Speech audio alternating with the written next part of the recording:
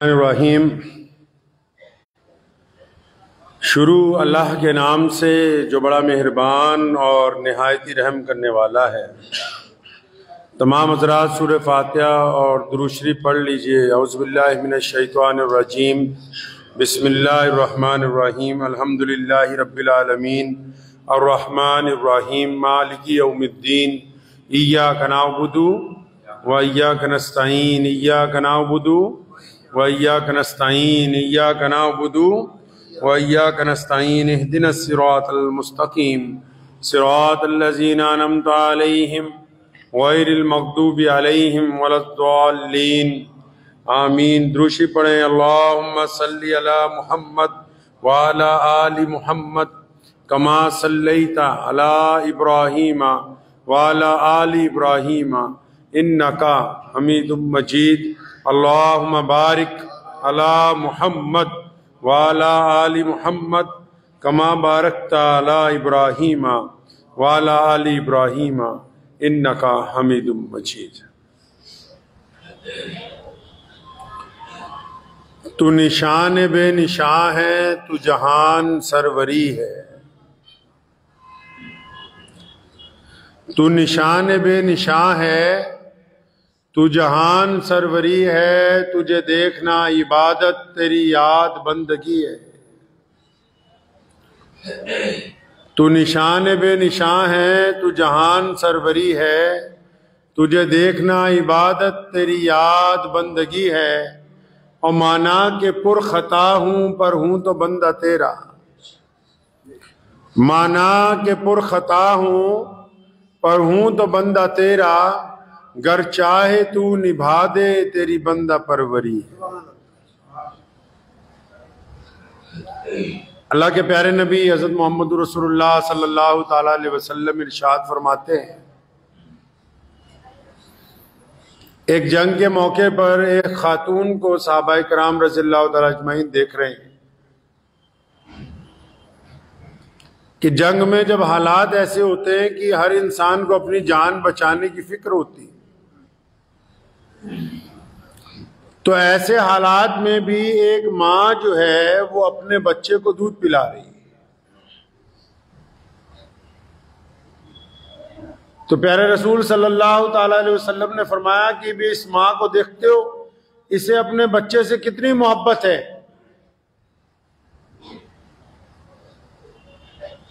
तो फरमाया जो रब्बे करीम है, अल्लाह तबारक व तआला की जो जात है, हम सब का जो रब है, जिसने इस कायनात को पैदा फरमाया, फरमाया जो रब है पूरी कायनात का, जो पालनहार है। कुरान पाक में है ना, अल्हम्दुलिल्लाहि रब्बिल आलमीन। अल्लाह ताला ने अपनी सिफात के लिए जिस लफ्ज को महबूब तरीन समझा वो लफ्ज रब है। और फरमाया मैं तो पूरे आलम का पालनहार हूं। यह तो नहीं कहा भी किसी खास मजहब के लोगों का, किसी खास तबके का, किसी खास मुल्क का। फरमाया तमाम तारीफें उस जात के लिए। किसके लिए? फरमाया जो तमाम जग का पालनहार है। तो नबी अलैहिस्सलाम ने फरमाया कि जो रब जो तमाम कायनात का पालनहार है, साहबा से फरमाया इस माँ को देखते हो कि इसे अपने बच्चे से कितनी मोहब्बत है। यानी हालात देखो, जंग के हालात हैं, लोगों को अपनी जान बचाने की पड़ी हुई है, या कोई लड़ने की पड़ी है, कोई फतेह चाहता है, कोई किसी को मारना चाहता है। ऐसे हालात में भी एक माँ अपने बच्चे की भूख की फिक्र करती है, अपने बच्चे को बचाना चाहती है। चाहे उसको ये खदशा है, पता है कि मुझे हलाक किया जा सकता है, मेरे कोई तीर लग सकता है, गोली लग सकती है, कोई हादसा हो सकता है, उसके बावजूद बेटे की, बच्चे की, या जो भी बच्चा उसकी गोद में है, उसकी मोहब्बत उस पर इतनी हावी है कि वो हालात के मद्देनजर, हालात की हौलनाकियों को छोड़ के सारी तवज्जो अपने बच्चे की तरफ दे गई। तो फरमाया माँ को देखते हो, इसे अपने बच्चे से कितनी मोहब्बत है। साहबा ने कहा या रसूलल्लाह देखते हैं। तो फिर नबी अलैहिस्सलातु वस्सलाम ने तारीखी जुमला इरशाद फरमाया, मेरे साहबा अल्लाह करीम की जो जात है, हमारा जो रब है, जिसने इंसानों को पैदा किया, जिसने इस मखलूक को बनाया, जिसने चांद तारे समुंदर बनाए, जिसने ये हवा पानी, ये परिंदे, ये चरिंदे, ये हर शय जिसने बनाई है, फरमाया अल्लाह करीम अपनी तमाम मखलूक में से अपने किसी एक बंदे को, चाहे वो मर्द है या औरत है, बच्चा है या बूढ़ा है, चाहे वो किसी भी रंग और नस्ल से ताल्लुक रखता है, नबी अलैहि सलाम फरमाते हैं कि अल्लाह करीम अपने एक बंदे को, एक बशर को 70 माओं से ज्यादा प्यार करता है। अल्लाह 70 माओं से ज्यादा अपने बंदे को प्यार करते हैं। तभी तो जब किसी ने यह कहा था एक गुनहगार को देख के, किसी साहब ने, किसी मौलवी ने, किसी बड़े आदमी ने किसी गुनहगार को बहुत हफ्तों तक समझाता रहा, और जब वो नहीं समझा, बार बार गलती करता था, कहने लगा तुझे तो अल्लाह भी नहीं माफ करेगा, तुझे तो रब माफ नहीं करेगा, तू इतना बड़ा बदमाश है, तू इतना बड़ा चोर है, इतना बड़ा डाकू है, तुझे रब माफ नहीं करेगा। जब कहने वाले ने ये बात कही, अल्लाह ने नाराजगी का इजहार किया, फरमाया ये कौन होता है हम पे हाकिम बनने वाला? इसको किसने कहा कि हमारी तरफ से हुक्म चाहता फिरे? ये कौन होता है ये बताने वाला कि हम माफ करेंगे या नहीं करेंगे? नबी अलैहि सलाम ने खुद फरमाया कि जिस बंदे ने ये चैलेंज किया अपने दूसरे भाई को कि गुनाहों की वजह से अल्लाह तुझे माफ नहीं करेगा, अल्लाह फरमाते कि हम उसको माफ भी करेंगे, और हमारे ऊपर जिसने ये बोहतान लगाया, जिसने अपने पास से ये बात कही, इसके तमाम आमाल को जाया करके इसको जहन्नुम में डाला जाएगा। बुल्ले शाह ने क्या है ना कि एक गुनाह मेरे मां प्यो वेखण, एक गुनाह मेरे मां प्यो वेखण, देवन देश निकाला। किसी का बेटा, किसी की बेटी बार बार माँ बाप की नाफरमानी करते हैं, जब बच्चे जवान हो जाते हैं ना, तो फिर माँ बाप उनके नाज और नखरे इतने नहीं उठाते। एक दफा दुकान में माल डलवा देंगे, बर्बाद कर देगा, फिर डलवा देंगे, फिर बर्बाद कर देगा, फिर डलवा देंगे, फिर बर्बाद। 3-4 दफा जब हो जाता है फिर कहते यार तेरा तो काम ही यही है, बस अब निकल, अपना रास्ता नाप। एक दफा गलती करेगा, उसकी वजह से थाने में माफी मांगने जाएंगे, दूसरी दफा करेगा फिर किसी का घर माफी मांगने जाएंगे, तीसरी दफा करेगा फिर माफी मांगने जाएंगे, चौथी दफा करेगा फिर लोगों से माफिया मांगने जाएंगे। और जब बार बार करने लगता है फिर बच्चे को नहीं समझाते, फिर कचहरी जाके किसी वकील को कहते हैं कि बेदखली का नोटिस तैयार करवाओ, बेदखली के ऑर्डर करवाओ, अखबार में इश्तिहार देना है कि मैंने इसको अपनी चल अचल संपत्ति से बेदखल कर दिया, मेरा भी इस बेटे से, मेरा भी इस बेटी से कोई लेने देना नहीं, क्योंकि ये मेरे कहने से बाहर हो गया है। ऐसा ही होता है दुनिया में, नहीं? कहा ना बुल्ले शाह ने कि भी एक गुनाह मेरे मां प्यो वेखण, देवन देश निकाला, ते एक गुनाह मेरा मौला वेखे, गलतियां बख्शण वाला। अल्लाह करीम ने कुरान पाक में उन लोगों को मुखातिब करके फरमाया, किन लोगों को? बड़े बड़े मौलवियों को, शेखुल हदीसों को, औलिया अल्लाह को, जो 5 वक्त नमाज पढ़ते हैं उनको?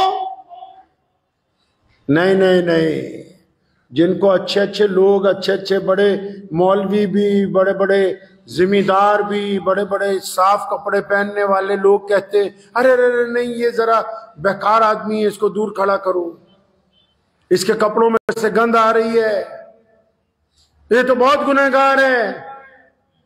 बच्चों को कहते हैं ये शराबी है, इसके साथ नहीं लगना, ये बदमाश है, ये डाकू है, ये चोर है। जब सारी दुनिया दुत्कारती है किसी को और लोग उसके गुनाहों की वजह से ये समझते हैं कि ये बंदा मिलने के काबिल नहीं रहा, ऐसे बदतरीन हालात में अल्लाह करीम कुरान पाक में फरमाते मा गर्रका बिरब्बिकल करीम, उन बंदों को जो गुनाहों की दलदल में धंस चुके, जो मस्जिद से दूर हैं, जो इबादत से दूर हैं, जो नेकी से दूर हैं, जो माँ बाप की नाफरमानी करते हैं, जो माशरे में बदनाम हो गए, जिनको कोई पास बुलाने के लिए तैयार नहीं है, अल्लाह करीम उनको कहते हैं कि ओ मेरे प्यारे बंदे, अपने उस बंदे को मोहब्बत का इजहार करते है। ऐसा कोई कि अगर आज हम अपनी माँ को मनाने जाएं, अपने बाप को मनाने जाएं, अपने भाई को मनाने जाएं, अपने दोस्त को मनाने जाएं, 200 मिन्नतें करवाएगा और उसके बाद अगर राजी भी होगा तो चंद शर्तों पर होगा। और ये रब्बे करीम की जात है जो अपने गुनहगार बंदे को कहता है मा गर्रका बिरब्बिकल करीम, और फरमाया मेरे प्यारे बंदे तू आ तो सही मेरी तरफ, तू आके सजदा तो कर। इंसान के सारे कपड़े गंदे हो जाएं, अगर कीचड़ लग जाए तो 10 बाल्टियां पानी की कम पड़ जाती हैं कीचड़ धोने के लिए। बार बार नहाता है, बार बार कपड़े धोता है, साबुन लगाता है, और 70 साल के गुनाह हो, 100 साल के गुनाह हो, सारी जिंदगी की अय्याशी हो, बदकिरदारियां हो, चोरी हो, डाका हो, जिना हो, अय्याशी हो, और उसके बावजूद जब खुदा की हुजूर सजदा करता है, फरमाया जब तेरी आंख का एक आंसू नदामत का निकलता है तो अपना रब जो है कहता है कि ये मेरे बंदे ने मुझसे माफी मांग ली, इसको माफ कर।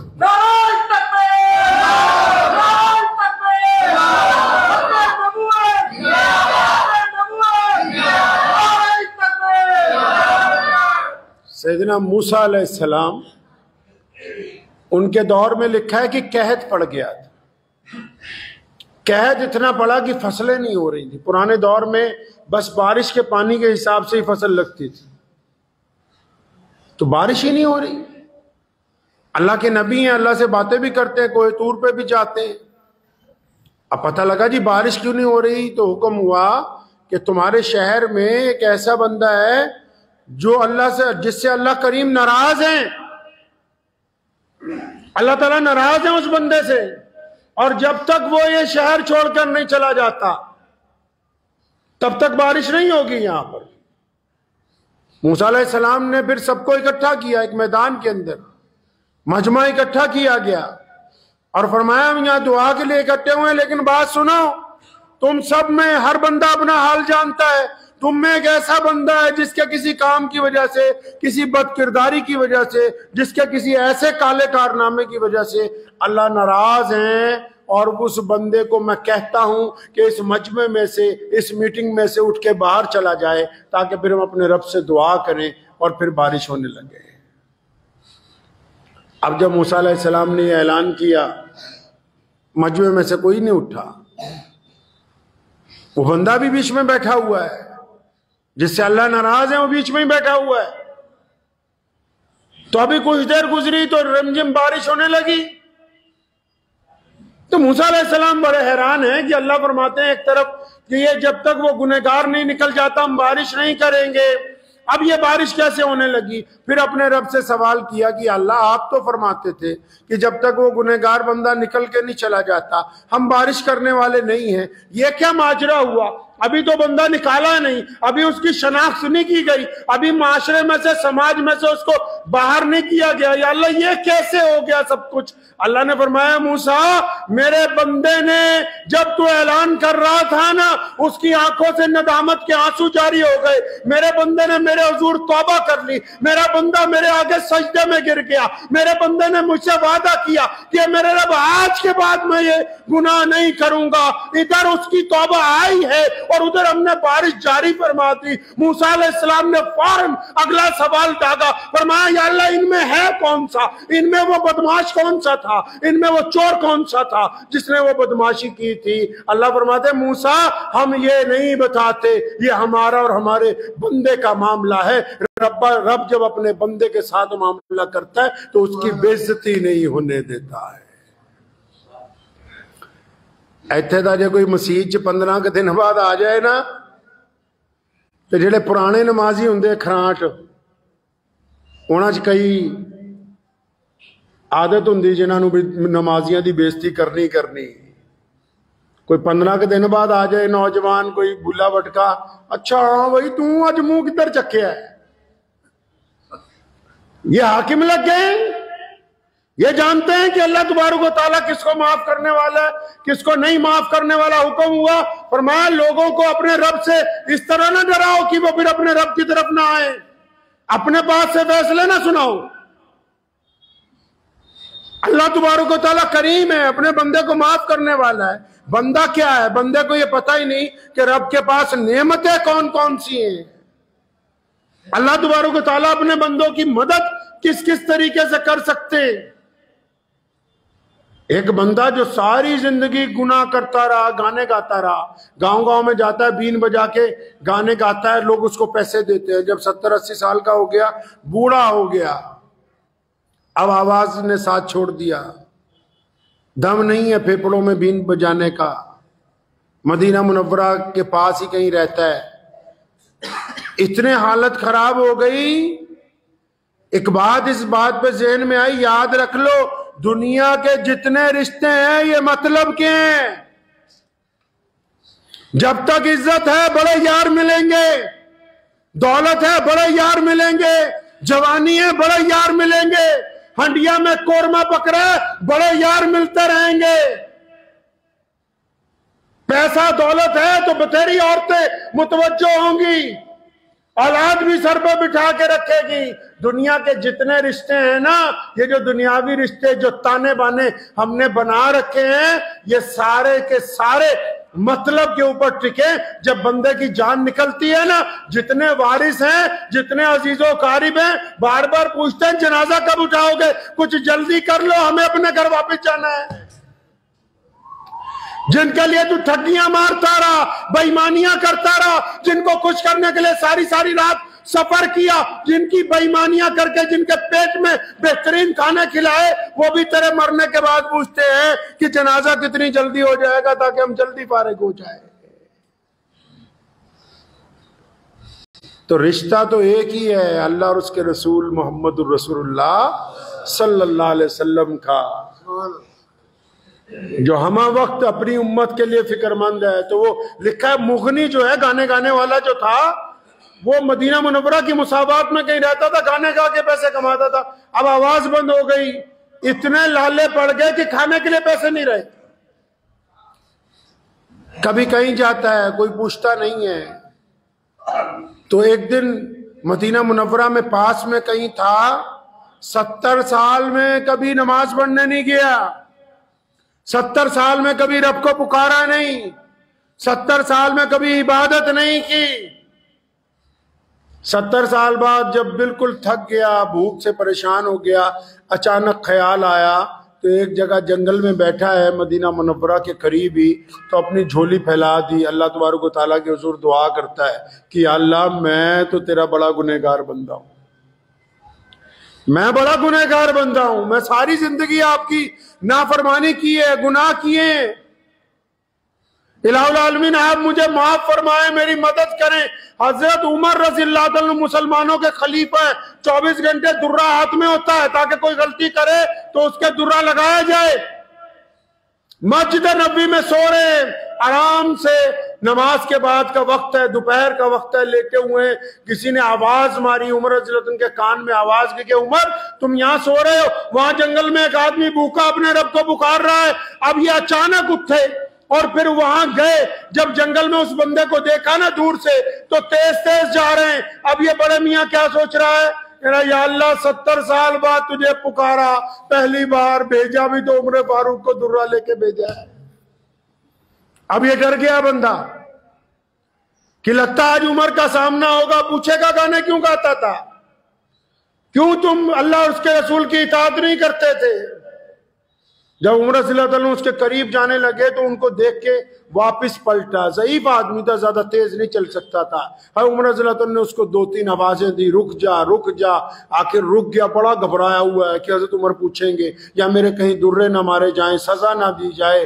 उमर रज़ियल्लाहु ताला अन्हु ने फरमाया कि अल्लाह के बंदे, तूने अपने रब को पुकारा है, मुझे भेजा गया तेरी खिदमत के लिए, अल्लाह ने मुझे भेजा है तेरी खिदमत के लिए। क्या चीज चाहिए, घर चाहिए, रोटी चाहिए, सरमाया चाहिए, खिलाफत से दिया जाएगा सब कुछ।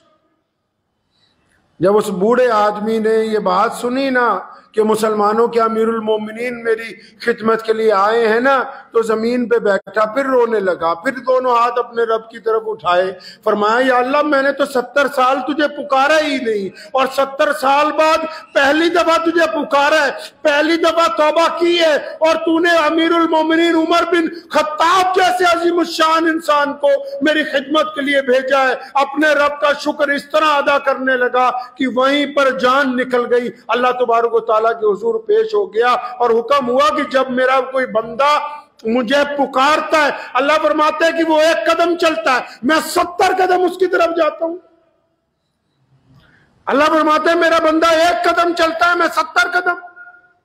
अब ये चलता ही नहीं, ये कहता बाबिया को जाना है तवीज लैंड, ये कहता मैं था किसी सरमायादार के पास जाना है सूद पर पैसे लेने, ये तो कहता है कि मैंने कर्ज उठाना है, ये तो अपनी नाजायज ख्वाहिशात पूरी करने के लिए कहता मैंने तबाही की तरफ जाना। कुरान बार बार कह रहा है मा गर्रका रब्बी रब्बिकल करीम। जो तलबा है उनको पता होगा ये लफ्ज़ माँ जो है इसका मतलब है अल्लाह पूछते हैं कि ये तेरी जवानी या तेरी दौलत या तेरी शौहरत या तेरा इक्तदार या तेरी दुकानदारियां, फरमाते हैं इनमें से कौन सी ऐसी चीज है जिसने तुझे धोखे में डाला, कौन सी ऐसी चीज है जो हमेशा तेरे पास रहेगी। पास रहने वाली अगर कोई जात है तो सिर्फ अल्लाह और उसके रसूल मोहम्मद।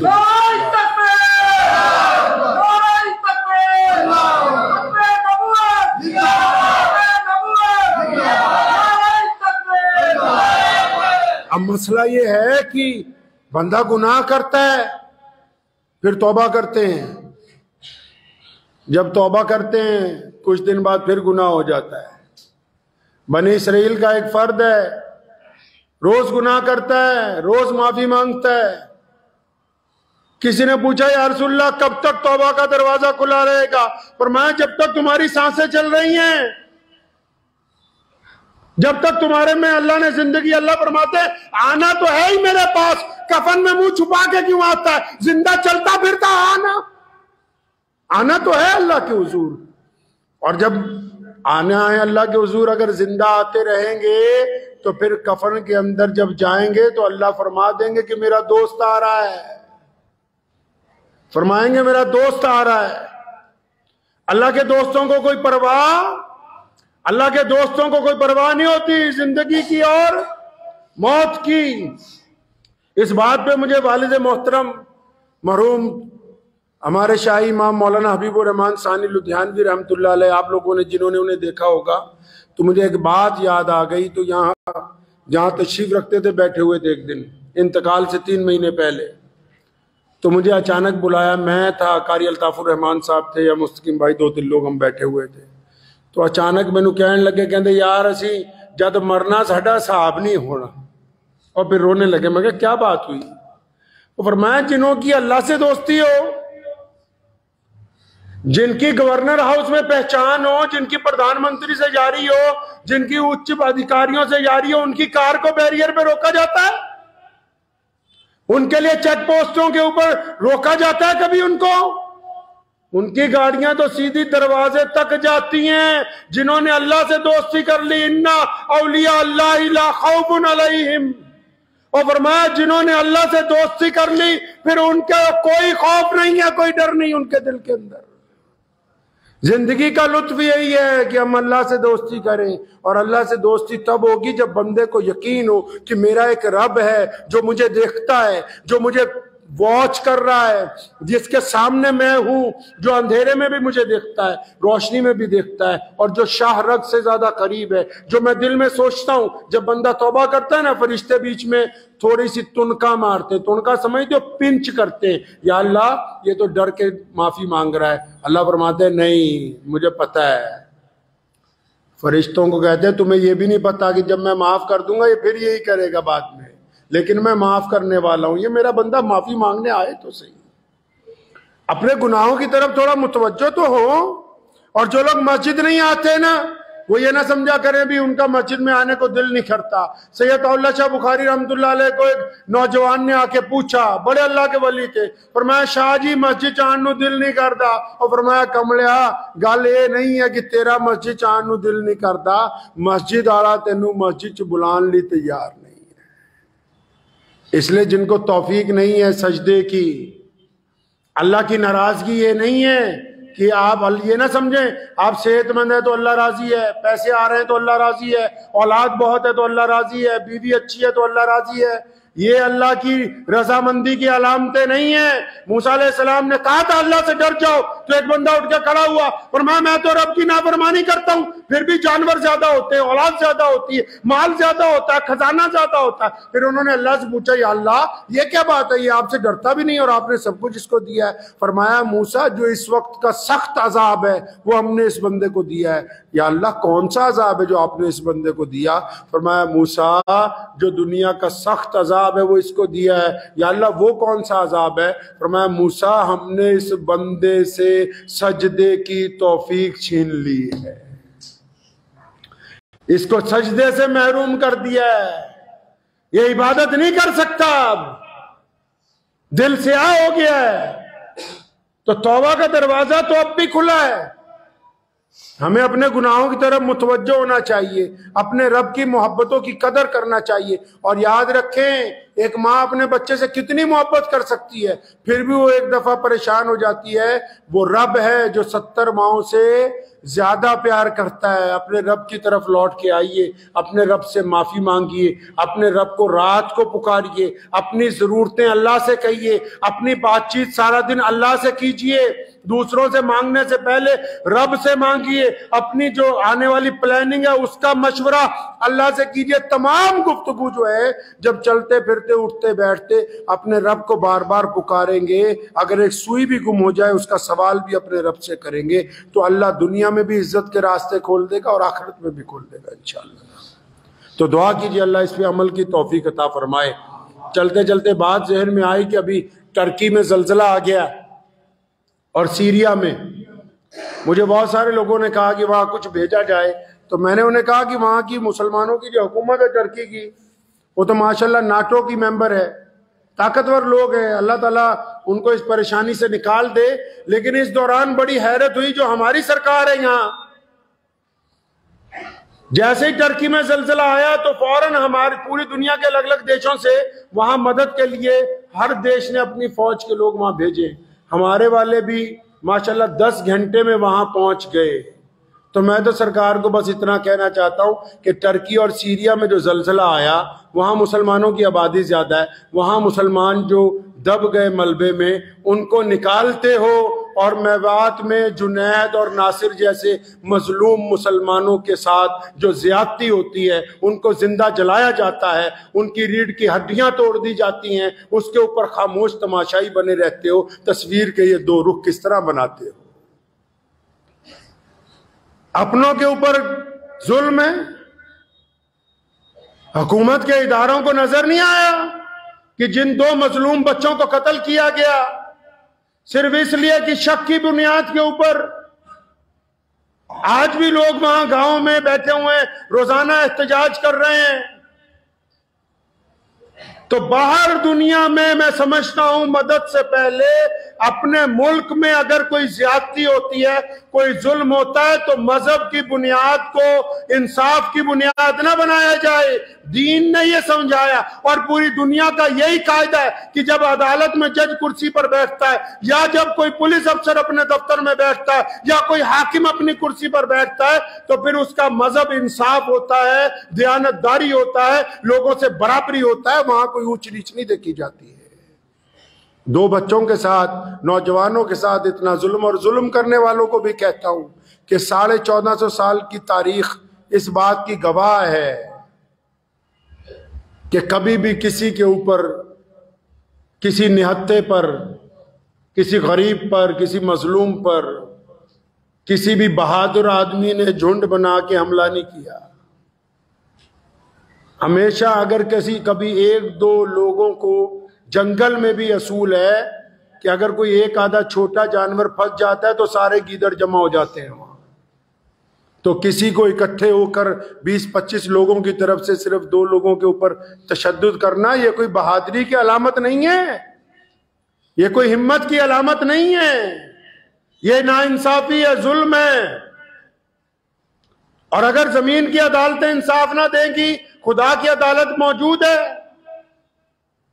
कभी तो कभी अल्लाह तबारक व तआला की तरफ से उन लोगों पर भी पकड़ आएगी, और जो लोग वहां उनके मजलूम हैं, जिन लोगों के घरों के बच्चे शहीद कर दिए गए, उनको भी कहता हूं बड़ी सब्र के साथ और हिम्मत के साथ इस मुकदमे को लड़ें, और इस उम्मीद के साथ कि आजाद हिंदुस्तान में हमने इंसाफ को लेके रहना है।